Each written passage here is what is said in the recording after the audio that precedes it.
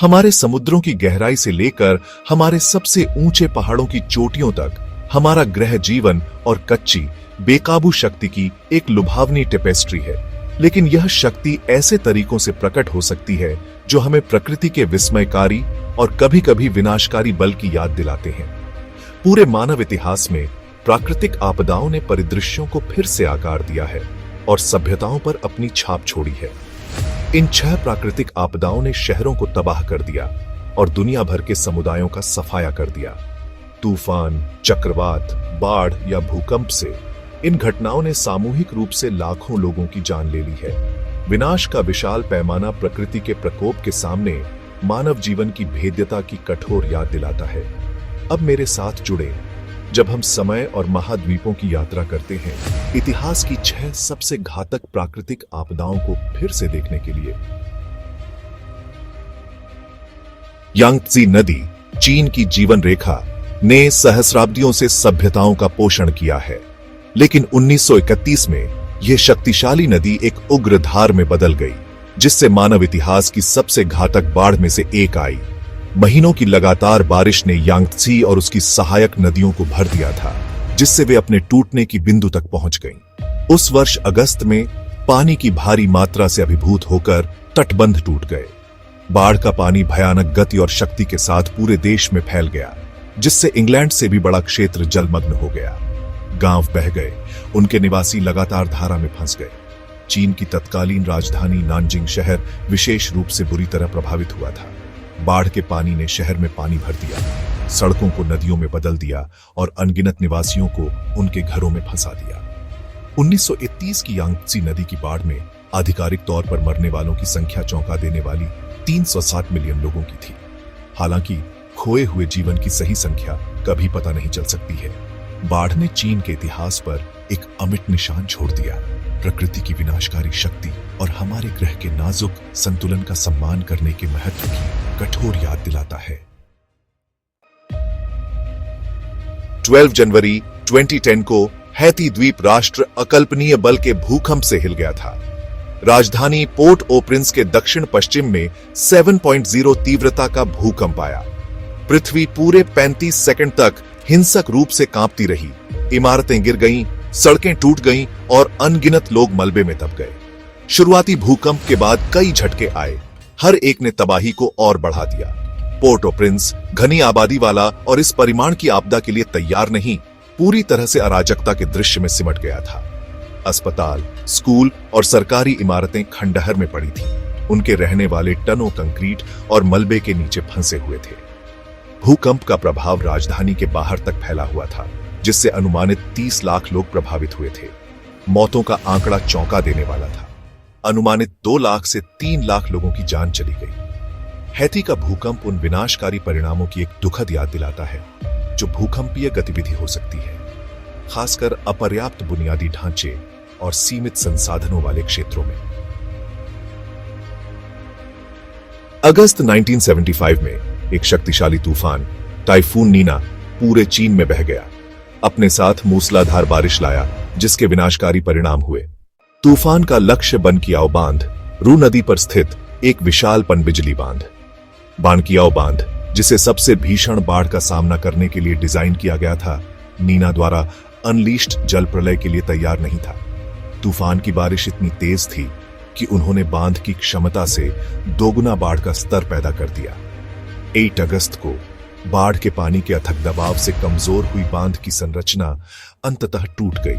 पानी की एक दीवार, जिसके बारे में अनुमान लगाया गया है कि वह 33 फीट ऊंची है और 30 मील प्रति घंटे की रफ्तार से यात्रा कर रही है, नीचे की ओर बढ़ी। बाढ़ की लहर अपने रास्ते में आने वाली हर चीज को बहा ले गई, गांव, कस्बे और यहां तक कि पूरे शहर भी। बनकियाओ बांध की विफलता और उसके बाद आई बाढ़ से आधिकारिक तौर पर मरने वालों की संख्या 26,000 आंकी गई थी।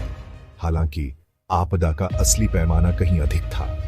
बाढ़ ने पानी की आपूर्ति को दूषित कर दिया और फसलों को नष्ट कर दिया, जिससे व्यापक अकाल और बीमारी फैल गई।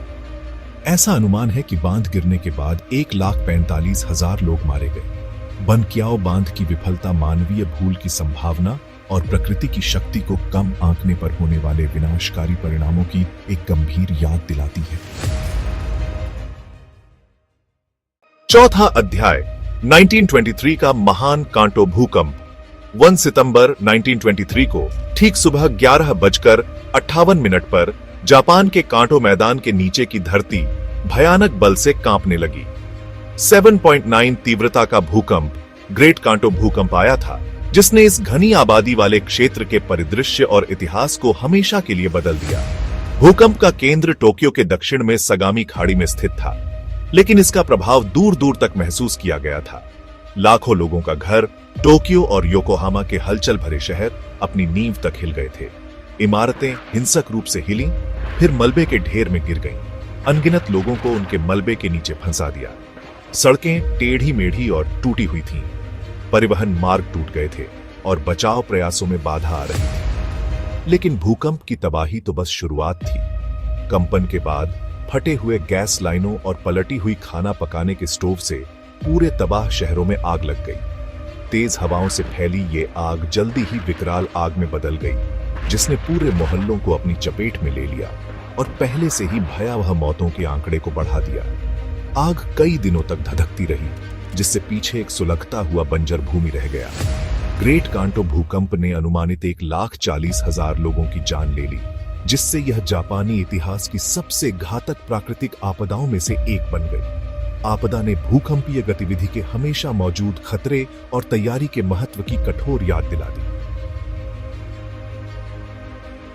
5वां अध्याय 2005 का कश्मीर भूकंप। 8 अक्टूबर 2005 को भारत और पाकिस्तान की सीमाओं पर स्थित कश्मीर का पहाड़ी क्षेत्र बहुत अधिक शक्ति के भूकंप से हिल गया था। 7.6 तीव्रता के भूकंप ने विनाशकारी बल के साथ हमला किया, जिससे इसके मद्देनजर विनाश का निशान बन गया। भूकंप का केंद्र कश्मीर के पाकिस्तानी प्रशासित क्षेत्र में स्थित था, लेकिन इसका प्रभाव दूर दूर तक महसूस किया गया, जो नियंत्रण रेखा के पार भारतीय प्रशासित क्षेत्र तक पहुंच गया। विशाल हिमालय की चोटियों के बीच बसे गांव समतल हो गए, उनके घर पल भर में मलबे में तब्दील हो गए। भूकंप के झटकों से शुरू हुए भूस्खलन पहाड़ों से नीचे गिर गए, जिससे पूरे समुदाय दब गए। पाकिस्तानी प्रशासित कश्मीर की राजधानी मुजफ्फराबाद में भूकंप का प्रभाव विशेष रूप से गंभीर था। एक घाटी में बसा शहर भारी रूप से क्षतिग्रस्त हो गया था। इमारतें गिर गई थीं और बुनियादी ढांचा पंगु हो गया था। 2005 के कश्मीर भूकंप में आधिकारिक तौर पर मरने वालों की संख्या 79,000 से अधिक लोगों की थी, जिसमें हजारों अन्य घायल हुए थे। आपदा ने इस क्षेत्र पर शारीरिक और भावनात्मक दोनों तरह से एक निशान छोड़ दिया। कश्मीर भूकंप भूकंपीय रूप से सक्रिय क्षेत्रों में रहने वाले समुदायों की भेद्यता और ऐसी आपदाओं का सामना करने में अंतर्राष्ट्रीय सहयोग के महत्व की कठोर याद दिलाता है। 6ठा अध्याय 1900 का ग्रेट गैल्वेस्टन तूफान। 8 सितंबर 1900 को अभूतपूर्व रोष का तूफान मैक्सिको की खाड़ी में घूमता रहा। इसकी नजर टेक्सास के गैल्वेस्टन के हलचल भरे बंदरगाह शहर पर थी। यह कोई साधारण तूफान नहीं था, यह ग्रेट गैल्वेस्टन तूफान था, एक राक्षस श्रेणी 4 तूफान जो हमेशा के लिए अमेरिकी इतिहास में अपना नाम दर्ज कराएगा। गैल्वेस्टन वाणिज्य और व्यापार का एक संपन्न केंद्र खाड़ी तट के एक गहना के रूप में खड़ा था। इसके निवासियों को आसन्न कयामत के बारे में पता नहीं था। 130 मील प्रति घंटे से अधिक की हवाओं के साथ तूफान द्वीप शहर में आ घुसा, जिससे प्रकृति की कच्ची शक्ति का अनलीश हो गया। एक तूफानी लहर, तूफान के बल से संचालित पानी की एक विशाल दीवार निचले इलाके में स्थित द्वीप पर बह गई। घरों, व्यवसायों और अपने रास्ते में आने वाली हर चीज को अपनी चपेट में ले लिया। 15 फीट से अधिक ऊंची होने का अनुमान है कि तूफानी लहर ने पूरे शहर में पानी भर दिया। इमारतें, हवा और पानी के अथक हमले का सामना करने में असमर्थ उखड़ गईं और गिर गईं। तूफान के प्रकोप से बहता मलबा घातक प्रोजेक्टाइल में बदल गया, जिससे अराजकता और विनाश बढ़ गया। ग्रेट गैल्वेस्टन तूफान ने अनुमानित 8,000 लोगों की जान ले ली, जिससे यह अमेरिकी इतिहास की सबसे घातक प्राकृतिक आपदा बन गई। तूफान ने गैल्वेस्टन को खंडहर में छोड़ दिया। प्रकृति की विनाशकारी शक्ति की एक कठोर याद दिलाता है। आउट्रो, लचीलेपन की विरासत। जैसा कि हमने दुनिया भर में यात्रा की है, इन विनाशकारी घटनाओं को फिर से देखा है। हम प्रकृति की अपार शक्ति का सामना कर चुके हैं, एक ऐसा बल जो भूदृश्यों को फिर से आकार देने और समुदायों को हमेशा के लिए बदलने में सक्षम है। इन आपदाओं से हुए विनाश का पैमाना वास्तव में चौंका देने वाला है, हमारे ग्रह के माध्यम से चलने वाली कच्ची ऊर्जा का प्रमाण। फिर भी खंडहर और दिल टूटने के बीच हमने मानवता की अदम्य भावना को भी देखा है। टूटे हुए शहरों के मलबे से लेकर बाढ़ वाले मैदानों तक बचे हुए लोग उभरते हैं। उनका लचीलापन अकल्पनीय नुकसान के सामने आशा की किरण है। ये आपदाएं जितनी दुखद हैं, हमारे ग्रह की शक्ति और हमारी अपनी भेद्यता की कठोर याद दिलाते हैं। वे हमें अपने पर्यावरण के साथ सम्मान के साथ पेश आने के लिए मजबूर करते हैं, अतीत से सीखने के लिए और एक ऐसा भविष्य बनाने के लिए जो अधिक टिकाऊ और लचीला हो। यदि आप इस तरह की और जानकारीपूर्ण सामग्री चाहते हैं तो कृपया हमारे चैनल को सब्सक्राइब करें और नोटिफिकेशन बेल को दबाएं ताकि आप हमारी नई वीडियो को मिस न करें। धन्यवाद।